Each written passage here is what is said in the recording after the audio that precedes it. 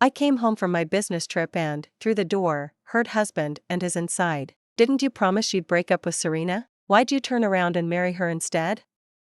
His coy accusation. Husband answered gently. She's pregnant. Whether for my career or out of simple decency, I should take care of her. His was still unhappy, so he kept soothing her. At least let her give birth first. In that instant I understood, everything he'd done for me had never been about love. I didn't quarrel with him the way I used to, I simply turned and walked away. This time, I would set him free. I sat in the cafe across from Bel Air until 9 at night. Chloe still hadn't walked out of the gates. Clearly she planned to spend the night in my house. I remembered the phone call I'd had with Adrian a few days earlier. I'd noticed my skincare bottles on the dresser had been moved. When I questioned him, he said he'd accidentally knocked them over while cleaning and had put them back. I hadn't pressed further, because I knew him, keep asking and he'd accuse me of being paranoid. Now it was obvious my instincts had been right. Chloe had probably been living in my house the whole time. I'd meant to wait until she left before going home. I couldn't be bothered to fight with them. I couldn't stand watching Adrian act innocent, as if any suspicion on my part were a betrayal of trust. But a full day of travel, plus the calm certainty that came from overhearing their conversation, plus the baby's first kicks inside me, had drained every ounce of energy. I didn't even have the strength to hail a cab and check into a nearby hotel. "Ma'am, we're closing up." The waiter's nudge forced a decision. I drew a long breath, lifted my suitcase, and returned to my front door. The living room was a wreck. A woman's bra lay draped over the couch. At the sound of my key, Adrian rushed out of the master bedroom. Shock flashed across his face. "You're back early?" Realizing how that sounded, he added, "You should have told me, I'd have picked you up." I gave a cold laugh. As if he'd wanted to pick me up, he'd only needed time to erase the evidence. He scanned the room frantically, spotting the bra. Before I could speak he blurted, "Don't get the wrong idea.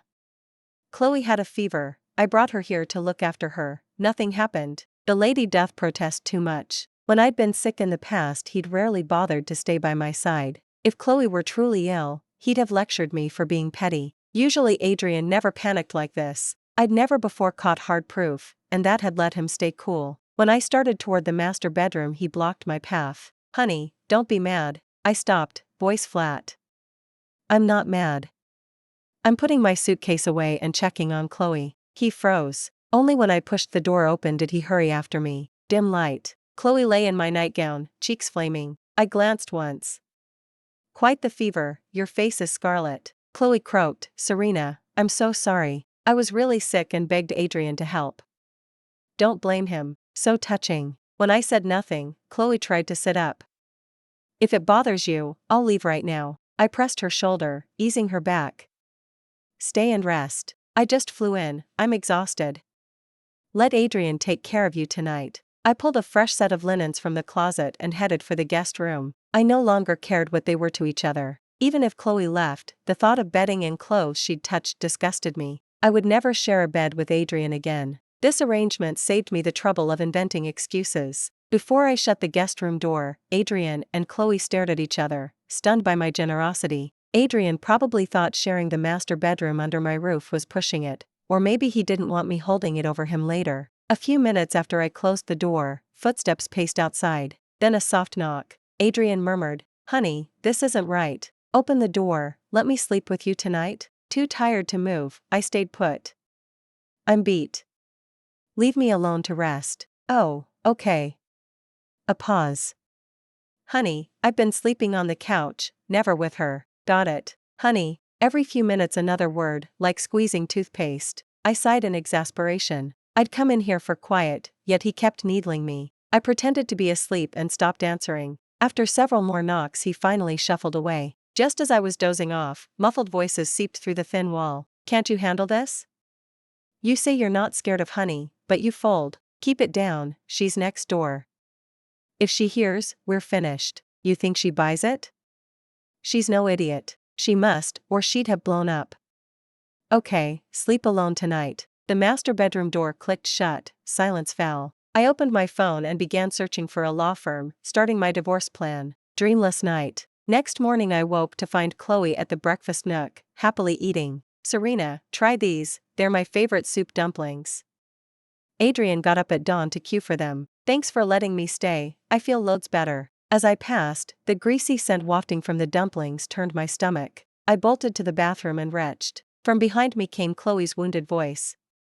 "If you hate me that much, just say so." I was going to leave anyway. "Fine, I can go now." Adrian strode out of the master bedroom. I was bent over the toilet, unable to speak, while Chloe recounted the offense. When the nausea ebbed, Adrian marched her to the doorway and launched into blame. "Chloe meant well. Must you be so passive-aggressive? You told her to stay last night. If you're uncomfortable, you shouldn't have offered." I wiped my mouth and straightened. I flicked my gaze toward Chloe. Her reddened eyes did look pitiful. My eyes returned to Adrian. I didn't indulge him in the least. "Have you forgotten I'm still pregnant?" Adrian's face flushed with instant embarrassment. Only then did it dawn on him that I'd been hit by morning sickness. He scrambled to give himself an exit. "Still, no need to react that badly. At least take it. Don't act like you're slapping Chloe in the face." He must have sensed he was in the wrong. The sentence came out in fragments, his voice shrinking with every word. I said nothing more. Dylan. I'd long foreseen this outcome. Even if I explained I wasn't targeting Chloe, as long as Adrian's heart leaned, he would always find an excuse, always refuse to believe me. Adrian hustled Chloe away, and the two of them fled the scene. The workday stayed as frantic as ever, so busy I had no time to think about Adrian and Chloe. That night, when I came off shift and walked through my front door, I was startled to find Adrian already home. It had been ages since he'd clocked out this early. Or rather, it had been ages since he'd come straight home after clocking out. Hearing me enter, he poked his head out and called, "Go wash up first, dinner's almost ready. Let me show you what I can do tonight." I was taken aback. Today's Adrian was downright abnormal. He rarely entered the kitchen. He felt a grown man shouldn't reek of grease. So even when my hand was injured and I couldn't cook, he ordered takeout delivery instead of picking up a spatula. I said nothing, just went to wash my hands. I knew perfectly well he was trying to butter me up, soften my suspicions and shrink his own guilt. A month ago the trick might have worked. Now, with my mind set on divorce, it was useless. Objectively speaking, Adrian's cooking wasn't bad, only the few times he'd cooked, I hadn't been the one tasting. After dinner he insisted on doing the dishes and scrubbing the kitchen. He took over every chore, treatment I hadn't received once since getting pregnant. When he finished, he looked at me like a kid waiting for praise. I pretended not to notice, and a flash of loss crossed his eyes, but he adjusted quickly and said, "I'll go make the bed for you." Watching him head for the master bedroom, I called out, "No need, I'm still sleeping in the guest room." Afraid he'd argue, I added an excuse. "The baby's been restless these 2 days, I'm not feeling great. I'd rather sleep alone." Adrian still wouldn't let go. He hugged me from behind. "Honey, are you a little jealous?" "No, but something feels off with you." "Don't bottle it up, talk to me." I slipped free, turned, and looked straight at him. "When I say no, I mean no. I have no reason to lie. When you no longer care, jealousy doesn't exist." He studied me as if I were a stranger, mouth open, but no sound came. I walked into the guest room and shut the door. Next morning was the weekend. I'd booked a prenatal checkup at Harborview. Stepping out, I saw Adrian knotting his tie. He gave me a smile. "Let's go, honey, I'll drive you." I'd mentioned the appointment last week. I thought he'd forget and I'd have to remind him, but this time he'd actually remembered. I nodded without refusing. As the baby's father, he should accompany me, logically and emotionally. When I came out dressed, his phone rang. He answered, listened, and his tone turned frantic. "Don't panic, I'll be right there." Then he threw me an apologetic glance. "Serena, something urgent's come up, can you get to the hospital yourself?" I knew so-called urgent almost always meant Chloe. Though phrased as a question, he'd already snatched his briefcase, no hesitation. His actions had declared his choice, keeping him would be pointless. "Here, keep the car, it'll be easier." He pressed the keys into my palm, as though, even in his rush, he was thinking of me. Yet if he truly cared for me, for this child, how could he walk away so easily? I stood watching his retreating back, and for the first time I wavered over whether to keep the baby. I packed the prenatal bag alone, drove to Harborview. At an intersection a bellowing truck barreled through the red light. I watched it rocket toward me, closer and closer. I yanked the steering wheel and slammed the brakes, but wherever I swerved, the truck veered the same way. With a deafening crash the car bucked. I was hurled back and forth as metal crumpled and the windshield exploded. Something warm trickled down my forehead, darkness swallowed me. When I opened my eyes again, the ceiling fluorescence made me squint. Pain throbbed everywhere, worst in my abdomen. The doctor told me the baby almost certainly couldn't be saved. They needed a family member to sign for surgery. I dialed Adrian 5 or 6 times, busy tone or instant disconnect. Finally, hand shaking, I signed the consent myself. Under anesthesia, I sank into blackness once more. I woke to a sunset glowing outside the window. Checking my phone, I found not a single message from Adrian, no inquiry about why I'd called, no question about the checkup. I'm used to his silence, yet hope still stings. I know Adrian truly likes children. Maybe, once born, the baby could have 2 loving parents even without an intact home, but now I see he doesn't care that much. Perhaps losing the child is a mercy, sparing the baby future grief, sparing me lingering ties. I cleared my social media notifications one by one until Chloe's post popped up, a photo of Adrian's back, captioned, "Rare in life is a soulmate who appears the moment you're down." I hit like, opened the food app, and ordered dinner. At 10 p.m. Adrian finally texted, "Serena, you're not home yet? Where are you? How were the results?" Looks like he'd just walked in. Before I could type, he called. He can ignore my texts, but I must answer his. I inhaled and picked up. Before he could ask, I spoke. "I'm at the hospital. I won't make it home tonight." "Adrian, the baby, is gone." "What?" His voice exploded through the speaker, disbelief and fury tangled together. "Which hospital are you at?" 20 minutes later he stood in the doorway, staring at my flattened belly. When he lifted his gaze, the rims of his eyes were red, his voice trembling. "Why? You said you didn't mind me taking care of Chloe, you even swore you honestly didn't care. If you were upset you could have told me." The baby was innocent. Only then did I realize he thought I'd terminated the pregnancy in a fit of pique. In his mind I'm the kind of woman who puts her own feelings above everything else. After 2 years together, Alex, he still doesn't know me. This man demanding to know whether I ever valued our relationship. When has he ever cared about me? Every breath tugged at my heart, the whole organ throbbed with pain. I swallowed the sorrow in my voice and fired back. "Is that really who you think I am? Why didn't you ask what happened, ask how I was feeling, instead of slapping a guilty verdict on me? Do you need to be hospitalized for a miscarriage? I was 4 months along. Did you think getting rid of the baby was easy?" I wasn't pleading for pity, nor was I waiting for the usual apology. I simply found that the misunderstandings I used to stomach were suddenly unbearable. I was done indulging him. Faced with my rapid-fire questions, Adrian's mood shifted from shock to anger and finally to sorrow once he grasped the truth. I had no intention of letting him off. If the fault had truly been mine, he would have piled on the blame, left me drowning in remorse, forced me to live in that shadow for ages. So now I would use his own tactics and make him repent. I stated coldly, "This isn't my problem, Adrian. It's yours. If you'd driven me like you promised, if you'd been there to shield me even a little, maybe none of this would have happened. But you chose to be busy and left me alone. You should feel awful. Take a long, hard look at yourself." Adrian stared at me, stunned. In the past, the slightest hint of guilt from him would make me ache. I'd stay by his side until his mood lifted. He probably never imagined that, while he was hurting, I'd keep twisting the knife. Cut the knot with a swift blade, so the saying goes. Now the baby was gone, I had nothing left to tether me. I simply voiced the decision I'd already made. "Adrian, let's get a divorce." This time the man who had stood frozen finally reacted. He reached out and pressed the back of his hand to my forehead. "Serena, what's wrong with you?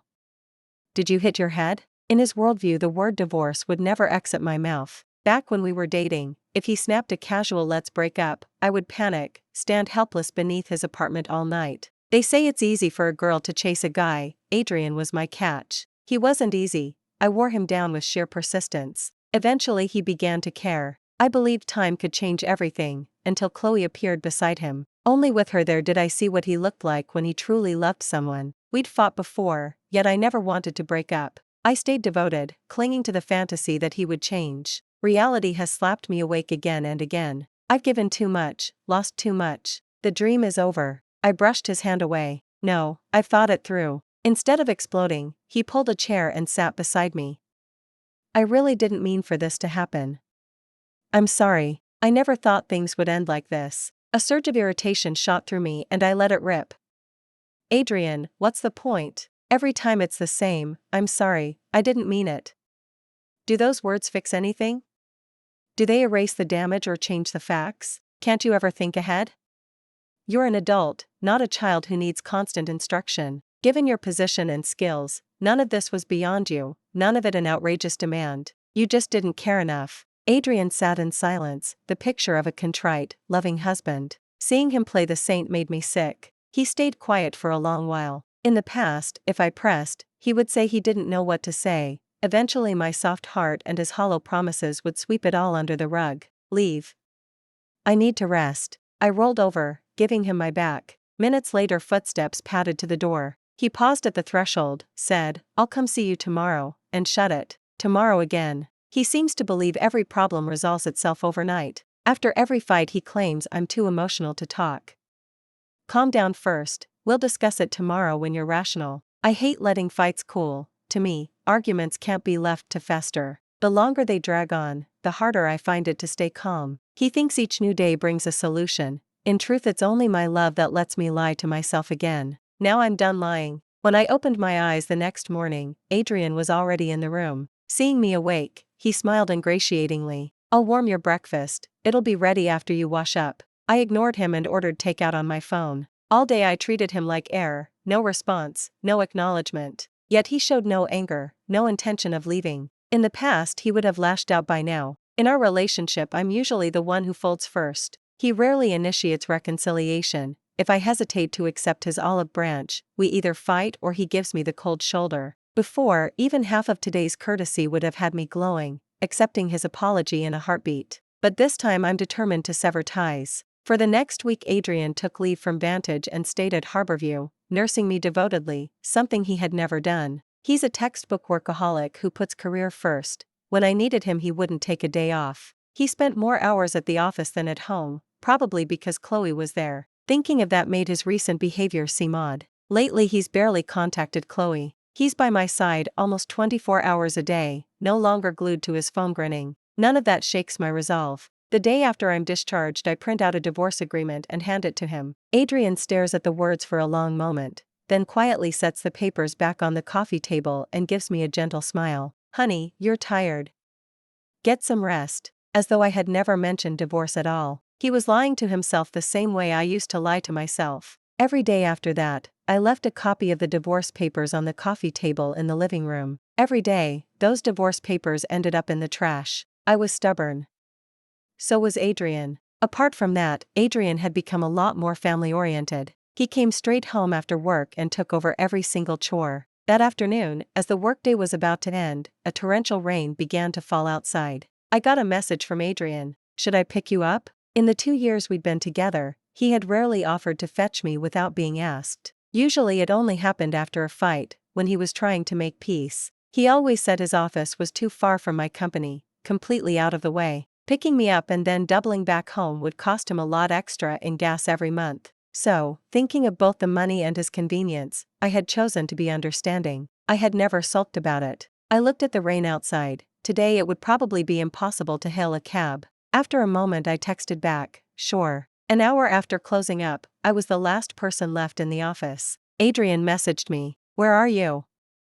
I've been waiting 20 minutes. Next time you work late could you give me a heads up? In this downpour, if it were just me, fine, but Chloe is in the car waiting to get home." Chloe again. If Adrian's excuse for not driving me was that it was out of his way, giving Chloe a ride was right on his route. They worked in the same office, after all, they commuted together every day. More than once, when I'd gone to the lobby to wait for him after he worked late, I'd seen the two of them walking out side by side. We'd fought about it more than once. He stubbornly insisted I was angry simply because he could give a coworker a lift but not me. I explained that the issue was her gender, and the frequency, and asked him to set some boundaries. Adrian had no defense, he couldn't out-argue me. In the end he gave in. "Fine, I won't drive her anymore, okay?" The annoyance in his voice made it clear he was only saying it to shut me up. As if he'd read my mind, another message popped up.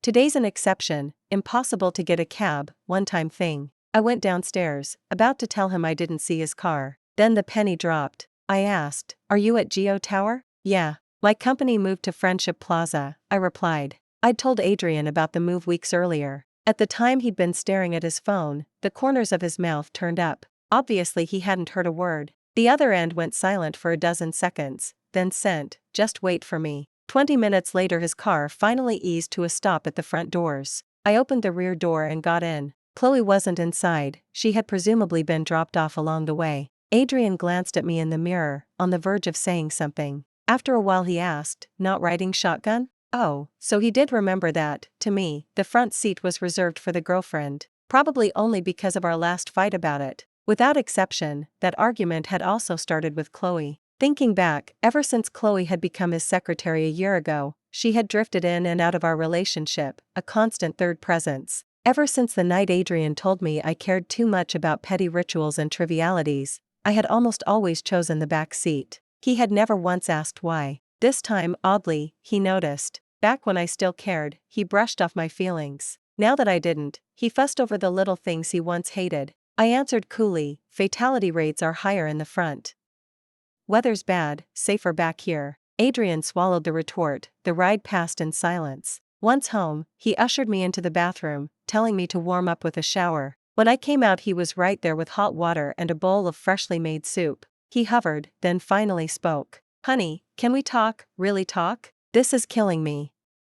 Can't you just say what's on your mind?" I gave him a strange look. "There's nothing to add. I've already said the one thing, every day, on that table." I lifted my chin toward the coffee table, where today's copy of the divorce papers lay. Adrian snapped. He raked his hands through his hair, near collapse.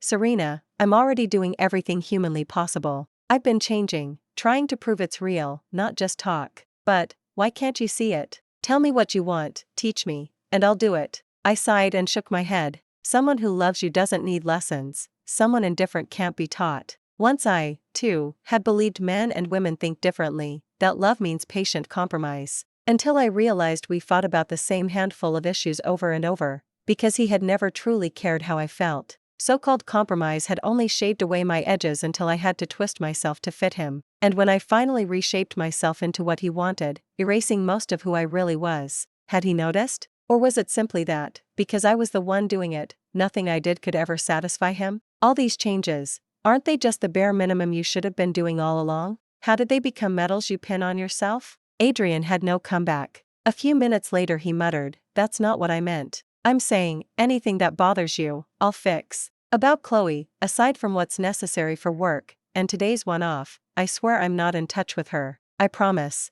As he spoke he raised 3 fingers in a Boy Scout oath, eyes shining with hope, waiting for me to soften and forgive him the way I always had. I asked instead, "Adrian, doesn't that line roll off your tongue a little too easily? Feel familiar?" I remembered exactly when he'd said it before, the day I told him I was pregnant. He'd been ecstatic, bouncing off the walls, promising up and down. For a while afterward he had kept every one of those promises. They were the happiest days of my life. I'd thought my real life was finally about to begin, that we were heading for the future I'd dreamed of. But the bliss hadn't lasted long. Adrian had reverted to type. This time I'd learned my lesson. I wouldn't make the same mistake again. Adrian couldn't squeeze out another word. When he finally spoke, his voice was muffled. "So, we're really over?" I answered with another question.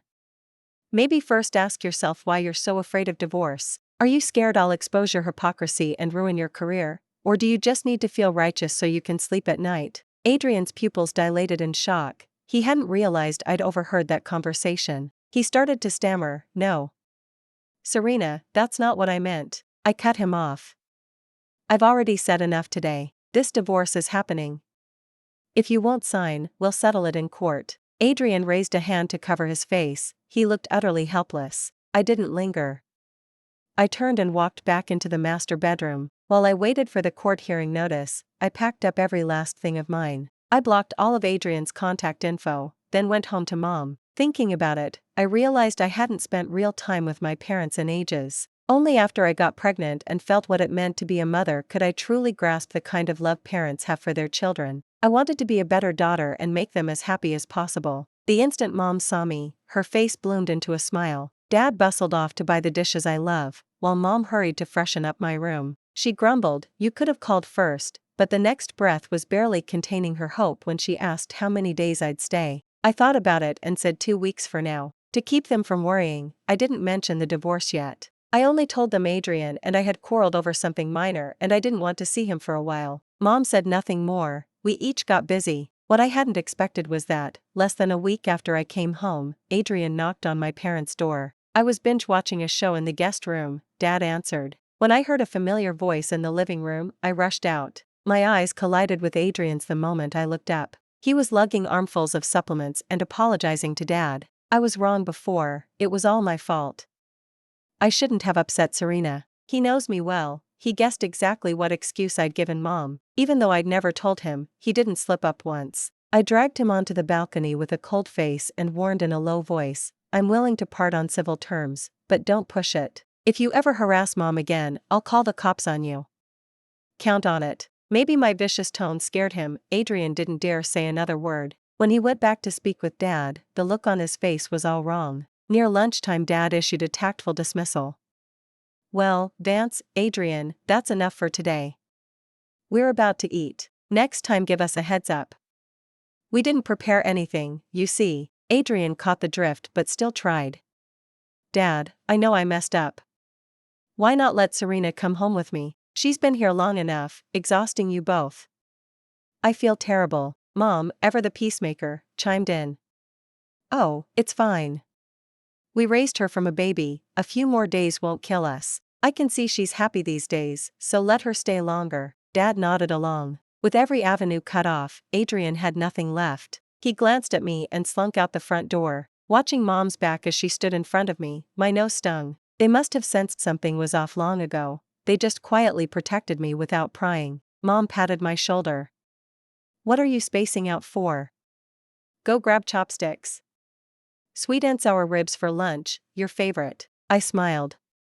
Life like this is beautiful. 3 months later the divorce decree came through. I took the share of assets I was entitled to and busily sliced the past away. A few days later a friend updated me on Adrian and Chloe. In a matter of days their lives had flipped upside down. Adrian had spotted a string of messages on Chloe's phone about my crash. Turns out the truck that hit me was a hitman Chloe hired. She knew my prenatal checkup was that day, faked an excuse to send Adrian off, then had the driver tail me. Using his knowledge of the roads, the driver reached the intersection first, faked brake failure, and rammed me. Chloe had wanted us both dead. I survived by sheer luck. Adrian can't keep a secret.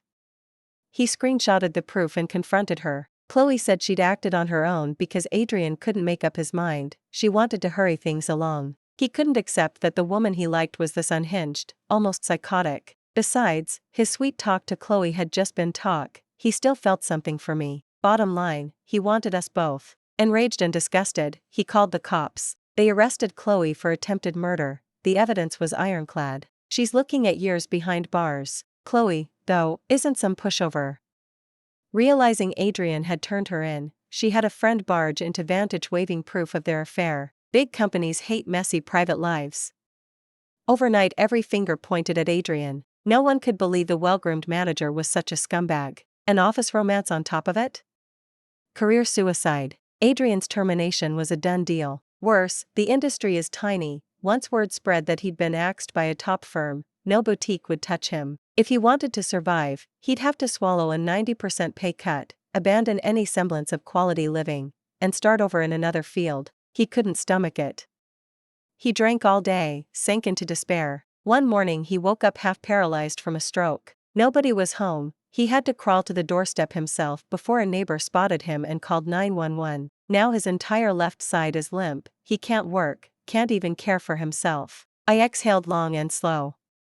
The wicked reap what they sow. Karma feels good. Outside the door Mom was calling me to dinner. Around a bubbling hot pot the three of us clinked glasses. Mine was ice cold. Cheers to my promotion today. Mom, Dad, eat whatever you want, my treat. Mom beamed as I slid slices of lamb into their bowls. Between bites she started her familiar chatter. I saw Mrs. Lee the other day. Remember her son? You two played together when you were kids. He's turned into quite the looker. How about meeting him sometime? I knew Mom was lining up another blind date. I quickly served her more vegetables. Mom, talking while eating is bad manners. You little rascal. Mom gave me a sidelong glance. Dad fought back a smile. The steam rising from the pot warmed the whole house. Beautiful.